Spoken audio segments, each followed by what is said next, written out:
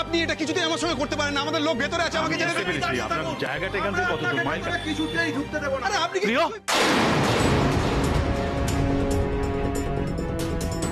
বড়দা? কি তুই বৌদি! ভাই তোর ভাই বৌদি তাড়াতাড়ি এসো! ঢুকবে না আমি একটু কথা বলছি। না না, আমাদের সময় নেই, আমাদের সময় নেই, এখনই যেতে হবে। আপনি গাড়িতে উঠুন, আপনি গাড়িতে উঠুন। দাদা দাদা তুই গাড়িতে উঠবি না।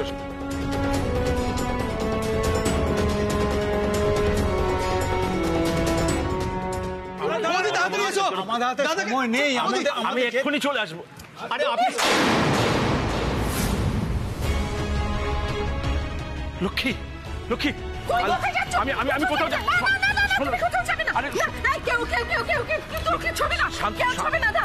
তুমি ঠিক আছো? আমি ঠিক আছি। শোনো শোনো,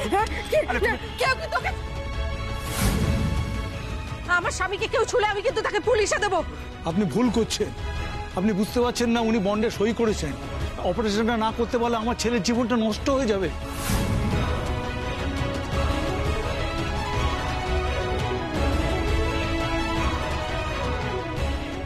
লক্ষ্মী, আমার কথাটা শোনো। হ্যাঁ, এরকম পাগলাম করো না, ঠান্ডা মাথায় কথাটা শোনো। আরে বাবা, মানুষটাকে বিপদে ফেলে তো আমি চলে যেতে পারবো না। লোকটা অসহায়। আমি যখন ওর কাছে অসহায় হয়ে গিয়েছিলাম তখন তুমি এক কথায় টাকাটা দিতে রাজি হয়েছিলেন। শোনো শোনো শোনো, টাকাটা তো দরকার আমার। না না না, টাকার দরকার নেই। আমি তোমাকে বলছি, শোনো, টাকার কোনো দরকার নেই। কি ঠান্ডা মাথায় বোঝো ব্যাপারটা, টাকার দরকার আছে। তুমি বাড়ি চলে যাও, কালকে সকালে টাকাটা আমাদের ব্যাংকে ট্রান্সফার করে দেবেন উনি, আর সেই টাকা দিয়ে তুমি মায়ের অপারেশনটা করতে পারবে। আরে এটা তো করতে হবে, যাও তুমি চলে যাও। কি হয়েছে লক্ষ্মী, তুমি এইভাবে আমার দিকে তাকিয়ে আছো কেন? কি হলো? এত বড় স্যাক্রিফাইসটা তোমাকে একাকেই করতে হবে? তুমি নিজের জীবনটা বিসর্জন দিয়ে মাকে বাঁচিয়ে দেবে কেন? আমরা কেউ নেই, আমরা সবাই মিলে কেউ কিছু করতে পারবো না? আমরা পারবো না মাকে বাঁচাতে? যা করার তোমাকেই করতে হবে, তোমার জীবনটাকে শেষ করে দিতে হবে। লক্ষ্মী প্লিজ কান্নাকাটি করো না, শোনো আমার কথাটা শোনো, ঠান্ডা মাথায় শোনো। আরে বাবা, বাচ্চাটার জন্য কিছু তো করতে হবে, বাচ্চাটা তো বাঁচার অপেক্ষায় রয়েছে। না না না, আমি কোনো কথা শুনতে চাই না, তুমি এরকম কথা বলবে না। দাদা, আপনাদের তো অনেক টাকা, আপনারা তো অনেক বড় লোক, আপনারা চাইলে আরেকটা ডোনার পেয়ে যাবেন। কিন্তু আমার স্বামীর বয়সটা দেখুন, এই বয়সে যদি ওর একটা কিডনি চলে যায়, সারা জীবন ওর শরীরও দেবে না, ওর মনও দেবে না, হতাশাতে মরে যাবে। আপনারা এমনটা করবেন না, আমার স্বামীকে জোর করবেন না আপনারা।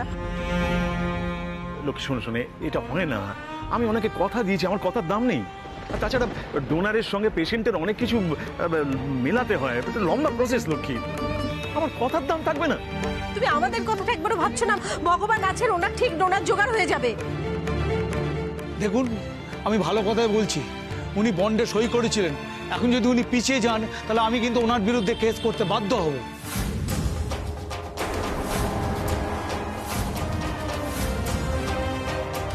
না না না, আপনি এসব কি বলছেন? কি আরে আপনি আমাদের কথাটা একটু বুঝুন, বাবার বয়সটার দিকে একটু তাকান। আমি সবই দেখছি ভাই, কিন্তু আমি তো একজন অসহায় বাবা। আমার দিকে কে তাকাচ্ছে বলুন? আমার ছেলেটার কথা কে ভাবছে? দাদা বিশ্বাস করুন, আমি ভাবছি, আমি বুঝতে পারছি আপনার অবস্থাটা। দরকার হলে আমরা সবাই মিলে সারা রাত জেগে আপনার ছেলের জন্য ডোনার খুঁজবো, ঠিক পেয়েও যাব। কিন্তু আমার স্বামীকে আপনি ছেড়ে দিন দাদা। আর আমার মায়ের অপারেশনটা কি হবে লক্ষ্মী? আরে এতগুলো টাকার দরকার, টাকাগুলো আমি কোথা থেকে জোগাড় করবো? কে দেবে টাকা? আরে টাকার জোগাড় হয়ে গেছে সেটা বলার জন্যই তো তোমাকে বারবার ফোন করছি। হাসের বাবা জিতছে, টাকা দিতে চেয়েছেন, আমি আর না করিনি।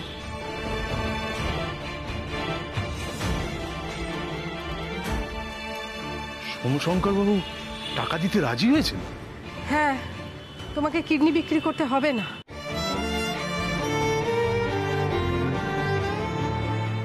আর বাচ্চাটার কি ব্যবস্থা হবে লক্ষ্মী? আমাদের দুলাল দেবার বয়সী একটা বাচ্চা ছেলে, আমি কথা দিয়েছি বাচ্চাটার জন্য কিছু করবো না। বিভূতি বাবু, আপনার ছেলের জন্য আপনাকে চিন্তা করতে হবে না। মানে ডোনারের ব্যবস্থা হয়ে যাবে বিভূতি বাবু। আমাদের সঙ্গে আরো যারা যোগাযোগ করেছিলেন ওই অ্যাডটা দেখে, তাদের মধ্যে কজনের রিপোর্ট পজিটিভ এসছে। আমি তাদের এক্ষুনি ডেকে পাঠাচ্ছি। বিভূতি বাবু, আপনার ছেলের অপারেশন সময় মতোই হবে, ইউ ডোন্ট ওয়ারি।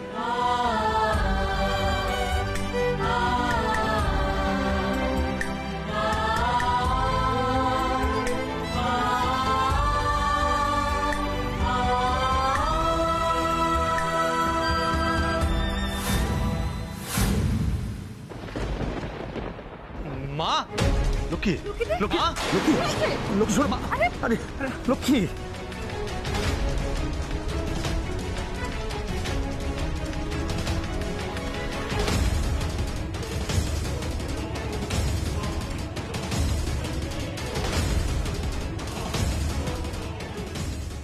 হ্যাঁ স্যার, দাদাকে ওরা আটকে দিয়েছে।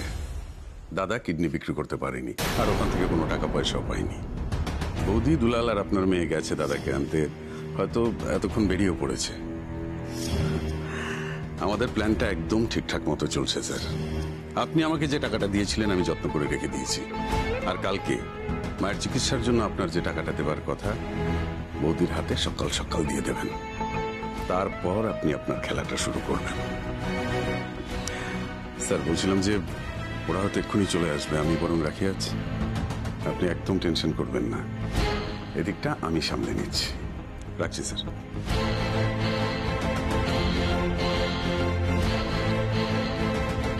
বন্ধ কর, শিগগিরই বন্ধ কর। বাপরে বাপ মিস্তা, জোর বাঁচা বেঁচে গেছি আমরা। হ্যাঁ, নইলে কি হতো বলেন তো?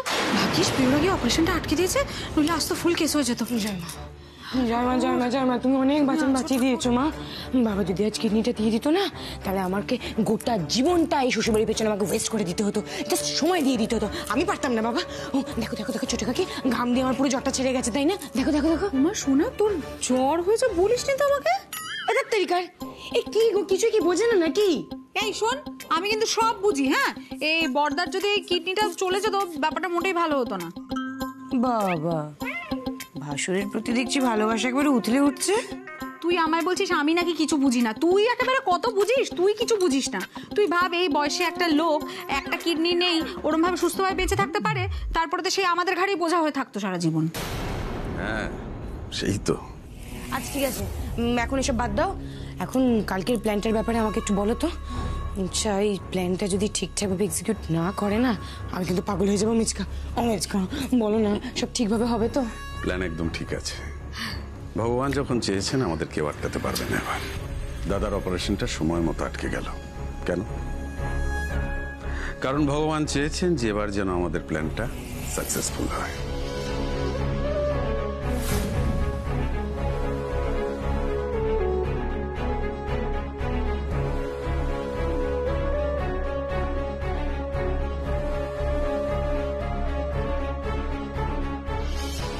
এবার আমরা দেখব এই লক্ষ্মী দাস কি করে নিজেকে বাঁচায়, আর কি করে বাঁচায় তার এই একান্নবর্তী পরিবারকে।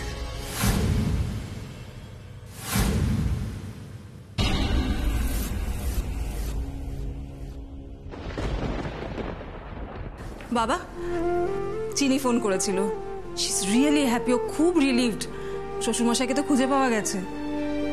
আর ভদ্রলোক যাকে কিডনিটা দেবেন বলে ঠিক করেছিলেন, মানে পেশেন্ট, সে তো বোধহয় দুলালের বয়সী হবে ছেলেটির, সেও একজন অন্য ডোনার পেয়ে গেছে। মানে সব দিক দিয়ে সবকিছুই ঠিকঠাক হয়েছে। আর সত্যি বাবা, আপনার হেল্প ছাড়া চিনি শ্বশুরমশাইকে এত তাড়াতাড়ি খুঁজে পাওয়াটা বোধহয় সম্ভব হতো না। খুঁজে তো পেতেই হতো। ওই লোকটাকে এত বড় স্যাক্রিফাইস কি করে করতে দিতাম? তা তো চিনি কোনোদিন আমার বাড়ি ফিরতো না। ও যদি হিরো হয়ে যেত, তাহলে আমি হয়ে যেতাম জিরো। ভগবান যখন মুখ তুলে তাকান, তখন সব ঠিকঠাক হয়ে যায়, তাই না বাবা? হ্যাঁ সোনিয়া, ভগবান চাইলে সব ঠিক হয়ে যায়। চিনি যে কি ইমোশনাল হয়ে পড়েছে বাবা, কি বলবো। তো চোখে জল এসে গেছিল কথা বলতে বলতে। কয়েকটা দিনের মধ্যেই মেয়েটা কিভাবে জড়িয়ে পড়েছে ওদের সকলের সঙ্গে, তাই না? হ্যাঁ, আমিও তাই দেখলাম। বাবা, আমি আর দীপ্ত ভাবছিলাম, মানে জাস্ট আর কি, সব মিটে গেলে, চাম্মির অপারেশন হয়ে গেলে, পরশুদিনই তো অপারেশন, সেটাও তো আপনি হেল্প করলেন বলে এত তাড়াতাড়ি ফিক্স করা পসিবল হলো। উনি বাড়ি চলে এলে, সুস্থ হয়ে গেলে, আমরা সবাই মিলে যদি একটা অনুষ্ঠান করি। কিসের অনুষ্ঠান? সব মিটে গেলে চিনিকে, চিনি শ্বশুরবাড়ির সকলকে আমরা একদিন এখানে ইনভাইট করতে পারি না? আসলে বিয়ের সময় তো আমরা কিছুই করতে পারিনি, ওই বাড়ির লোকও সেরকমভাবে কোনো আনন্দ করতে পারেনি, আমরা তো কিছুই করতে পারিনি। কিন্তু তাও চিনির নিশ্চয়ই কিছু এক্সপেকটেশন আছে ওর বাপের বাড়ির থেকে, সেজন্যই আমি বলছিলাম বাবা। আর তাছাড়া সবাইকে তো জানাতেও হবে চিনির বিয়ের ব্যাপারটা, তাই জন্যই ভাবছিলাম সবকিছু মিটে গেলে যদি একটা অনুষ্ঠান অ্যারেঞ্জ করা যায়। ও প্লিজ ওয়েট সোনিয়া, সব জিনিসের একটা সময় থাকে, এইটার সময় এখন আসেনি, ঠিক আছে? সময় হলে আপনি আপনি হবে, একটু সময় দাও। হ্যাঁ হ্যাঁ, সে তো নিশ্চয়ই, আমি তাড়া দিচ্ছি না। আমি তো ওই জন্যই বললাম সবকিছু মিটে গেলে তারপরে। আপনি যে নিজে থেকে আগবাড়িয়ে ভুল বোঝাবুঝিটা চিনির সঙ্গে ঠিক করে নিয়েছেন, এটাই তো সব থেকে বড় কথা বাবা। চিনি সত্যিই বোধহয় এক্সপেক্ট করেননি যে আপনি এইভাবে ওর পাশে দাঁড়াবেন, ওর পরিবারকে হেল্প করবেন। চিনি সত্যি খুব খুশি বাবা।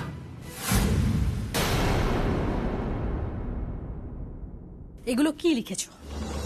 কি লিখেছো এগুলো? ওই যে কথাগুলো কোনোদিন মুখে বলতে পারিনি সেগুলোই লিখেছি। মানে যদি কোনোদিন তোমার প্রয়োজন পড়ে আমাকে বোঝার, আমার মনের কথা জানার, তাহলে ওগুলো পড়লে বুঝতে পারবে। এই কারণেই লিখেছিলাম।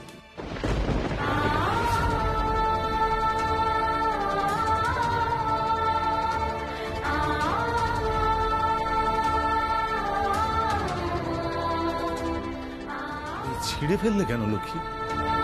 আমি তো কোনো খারাপ কথা লিখিনি। তোমার সাহিত্যের আমার কোনো প্রয়োজন নেই, বুঝেছো? আমাকে একদম সাহিত্য দেখাবে না। তোমার যেটা বলার সেটা আমার সামনে দাঁড়িয়ে আমার চোখে চোখ রেখে বলবে, বুঝতে পেরেছো? আমার চোখের বাইরে তুমি কোনোদিন যাবে না। আচ্ছা ঠিক আছে, শোনো, কেঁদো না লক্ষ্মী। শোনো শোনো, এদিকে এসো, এদিকে এসো, এসো এসো এসো এসো, এখানে বসো বসো, শান্ত হয়ে বসো, কেঁদো না লক্ষ্মী। আমার কি বলবো বলো, আমাকে মাফ করে দাও। আবার কেন এসব কথা বলছো? তুমি বলেছিলে এসব কথা বলবে না। আমার সঙ্গে তো তুমি কোনোদিন কোনো অন্যায় করনি। আমাকে যা দেওয়ার তুমি সব দিয়েছো, আমার যা পাওয়ার আমি সব পেয়েছি। আরে বাবা, আমি তো ভাগ্যবতী যে তোমার মতো স্বামী আমি পেয়েছি। তুমি আমাকে এত বোঝো, তুমি আজকে আমার ব্যাপারটা বুঝলে না। আজকে যদি তুমি কাণ্ডটা ঘটিয়ে ফেলতে, তাহলে সারা জীবন আমি কি করে বাঁচতাম? আমি পারতাম নিজেকে মাফ করতে? আমি তোমার চোখের দিকে তাকিয়ে কথা বলতে পারতাম? আমার খালি মনে হতো আমি তোমাকে হারিয়ে দিলাম, আমার জন্য তুমি হেরে গেলে। তুমি হেরে গিয়ে বাঁচতে পারবে? তুমি যা মানুষ, তুমি হেরে গিয়ে কখনো বাঁচতে পারবে? তুমি হেরে যাবে কি করে বলো? তোমার হার মানে তো আমার হার। লক্ষ্মী, তুমি সারা জীবন সংসারের দায় সামলেছ। আমি তোমাকে আর চিন্তায় রাখতে চাইনি। আমি চাইনি তোমার উপর কোনো রকম প্রেশার আসুক। তাহলে এই যে বেঁচে থেকে তোমার শরীরের একটা কিডনি তোমাকে বিক্রি করে দিতে হবে? আমি তো অপরাধ বোধেই মরে যাব। ঠিক আছে, আর কোনোদিন এরকম করবে না। তুমি তো স্বার্থপর মানুষ নাও বলো। সবার কথা ভাবছো, আমি কি তোমার কেউ না? আমার মুখটা তোমার একবারও মনে পড়লো না? আমি কত অসহায় হয়ে যাবো সেটা তোমার লক্ষ্মী, কেঁদো না, কেঁদো, শোনো শোনো শোনো, কেঁদো না, কেঁদো না।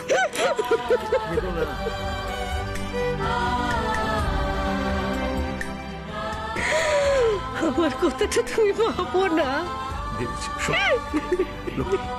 শোনো, এদিকে দাও, এদিকে এদিকে শোনো, কেঁদো কেঁদো, আমি আর এরকম করবো না, সত্যি করবো না, সত্যি না। তবে সাহিত্য করব, কবিতা বলবো। মেঘ ডাকছে ডাকুক, তবু আমার কাছেই থাকুক। সুখে থাকবো, ভালো থাকবো, এই বাসনা রাখুক আগুন লক্ষ্মী। সবকিছু তো মেয়ের ভালোর জন্য ভেবেই করছি। আজ অব্দি যা করেছি আর ভবিষ্যতে যা করতে চলেছি, সেটা চিনির ভবিষ্যৎ ভেবেই। সবটা মেয়ের ভালোর জন্য। জানি বাবা, আপনি চিনিকে কতটা ভালোবাসেন সেটা আমরা প্রত্যেকেই জানি। ঠিক আছে, আপনি বসুন, আমি ভেতরে যাই। হ্যাঁ এসো।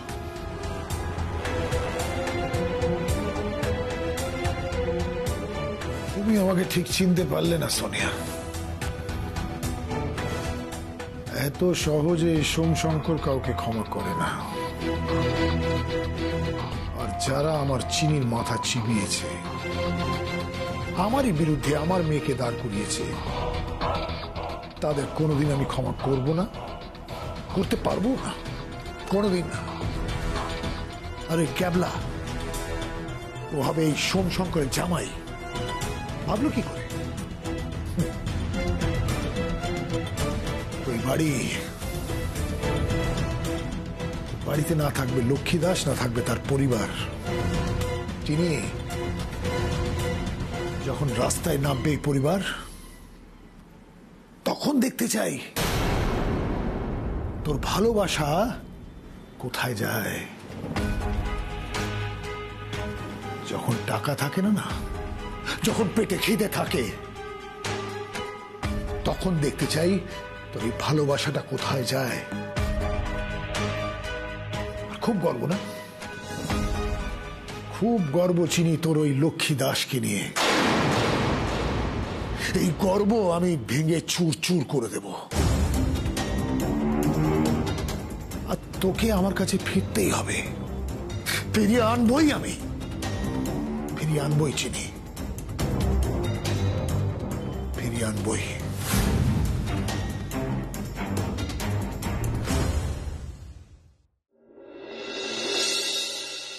মা, বাবা খাবে না?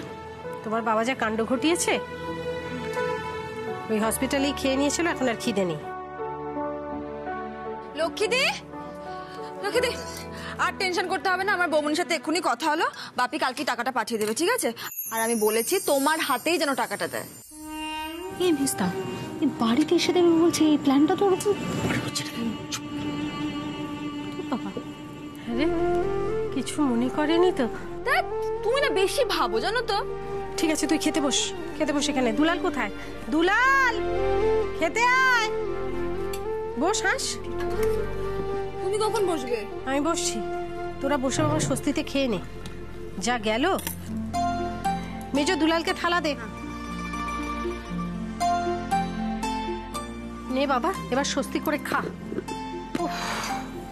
আজকে সারাদিনটা যা গেল, আমি যা ঘাবড়ে গিয়েছিলাম, আমার তো মাথায় কাজ করছিল না। এই হাঁস যদি সঙ্গে না থাকতো আমি কি করতাম কে জানে। এই হাঁসের কত মাথা পরিষ্কার, কত সহজে ভাবতে পারে, কিরম চট করে নাম্বারটা নিয়ে নিল, তারপর ঠিকানাটা জোগাড় করে ফেললো। আমি তো ওর মতো করে ভাবতেই পারি না। আমি চিৎকার চেঁচামেচি কান্নাকাটি করে মাথা খারাপ করে ফেলি। আর এই ছোড়দা আর দুলাল ছিলি বলে আমার বুকে কতটা বল ছিল বল। আচ্ছা ঠিক আছে বাবা, আর প্রশংসা করতে হবে না, থাক। না, প্রশংসা কেন করতে হবে না? তুই পাশে থাকা মানে আমার কত ভরসা জানিস? হ্যাঁ, তুই কত লেখাপড়া জানিস, কত ঝরঝর করে ইংরেজি বলতে পারিস, কোথায় কি কথা বলতে হয় সেসব জানিস। তুই যখন পাশে থাকিস, আমার মনে হয় দুনিয়াটা আমার হাতের মধ্যে আছে। আমি তো তোমার পাশেই থাকতে চাই গো, সারা জীবন তোমার ঘাড়ে উঠে নাচবো, বুঝেছো? আহা হা হা, অত আর আহ্লাদ করতে হবে না, আর আমার ঘাড়ে উঠে নাচতেও হবে না। আমার ছেলের ঘাড়ে উঠে নেচে ওকে একটু শিক্ষিত করে, ওকে একটু মানুষ করে, বুঝেছো? মা, ছোট বৌদি তো অলরেডি দাদাভাইকে মানুষ করছে। দাদাভাই আগে পড়ে পড়ে ঘুমাতো, এখন সকাল সকাল উঠে যাচ্ছে।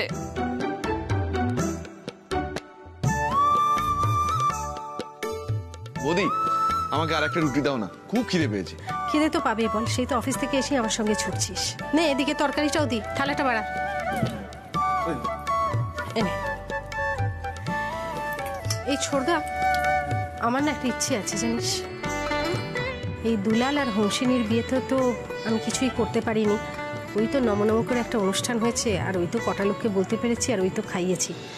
এই জন্য ইচ্ছে হলো যে ওদের বিবাহ বার্ষিকীতে বড় করে ভিয়েন বসিয়ে প্যান্ডেল করে, মানে আমাদের এই বাইরের বারান্দাটায় প্যান্ডেল করব, ভিয়েন বসাবো, ভালো ভালো রান্না করব, আর কবজি ডুবিয়ে সকলকে খাওয়াবো। মানে তোরাও যেরকম খাবি, সারা পাড়ার লোককে নেমন্তন্ন করে খাওয়াবো।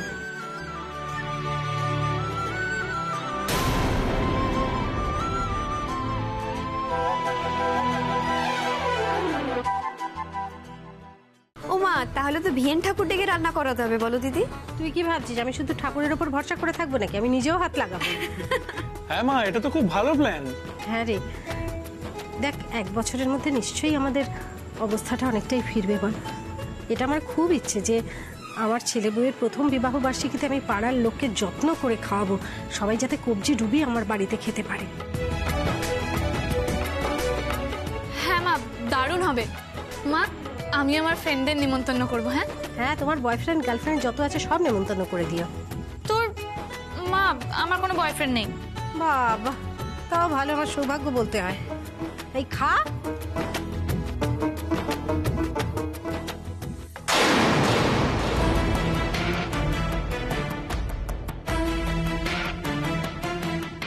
সবই তো ভালো, প্ল্যানটাও বেশ আনন্দের। যদিও ততদিনে এখানে আর তোমরা থাকবে না মা, কিন্তু সেটা তো তোমার এই আদরের দুলাল আর হাঁস জানে না। তাহলে ওদের মুখে কোনো আনন্দ নেই কেন? ব্যাপারটা তো ভাবতে হচ্ছে। আরে ছোটদা, পরশু তো মায়ের অপারেশন, তুই অফিস থেকে ছুটি নিয়েছিস, যাবি তো তুই? হ্যাঁ নিশ্চয়ই। বৌদি, বলছিলাম যে তোমরা তো সবাই যাচ্ছ, তুমি, দাদা, প্রিয়, তারপর দুলাল, হংসিনী, আর সোনালি, তাপসী, তোমরা তো নিশ্চয়ই যাচ্ছ। হ্যাঁ হ্যাঁ, ও বাবা, এত বড় অপারেশন না গেলে হয় নাকি? আমি তো যাবই। তাই ভাবছিলাম যে আমি বরং বাড়িতে থাকি, আমার কিছু কাজও রয়েছে, অফিসের কিছু পেন্ডিং কাজ, সেগুলো বরং সারি, মানে তুমি যদি আপত্তি না করো আর কি। সে করবে, এতে আমার আপত্তি করার কি আছে? হ্যাঁ, তাহলে আমি কাজটা সেরে বিকেলের দিকে পৌঁছে যাব। আসলে মায়ের এত বড় একটা অপারেশন, আমার খুব টেনশনও হচ্ছে।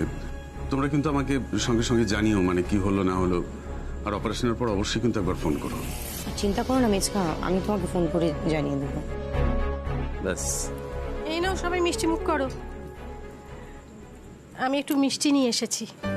বাবা যা কাণ্ড হলো, যার মধ্যে দিয়ে গেলাম আমরা, সবকিছু ভালো ভালোই মিটেছে, ওই জন্য ভাবলাম যে দেখ ঠাকুরপুকে দেখ, ওই জন্য ভাবলাম পাড়ার মিষ্টির দোকান থেকে গিয়ে একটু মিষ্টি নিয়ে আসি। আর তোর পছন্দের হচ্ছে রসগোল্লা, ওই জন্য রসগোল্লাই এনেছি।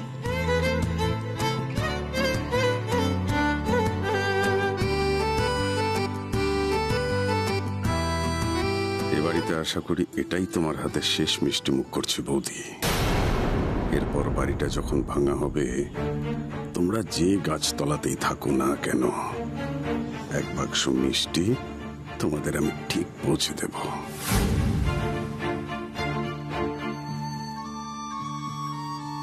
ও ঠাকুরপো, কি ভাবছো গো? ভেবো না, ভেবো না, ভেবে আর কি হবে বলো?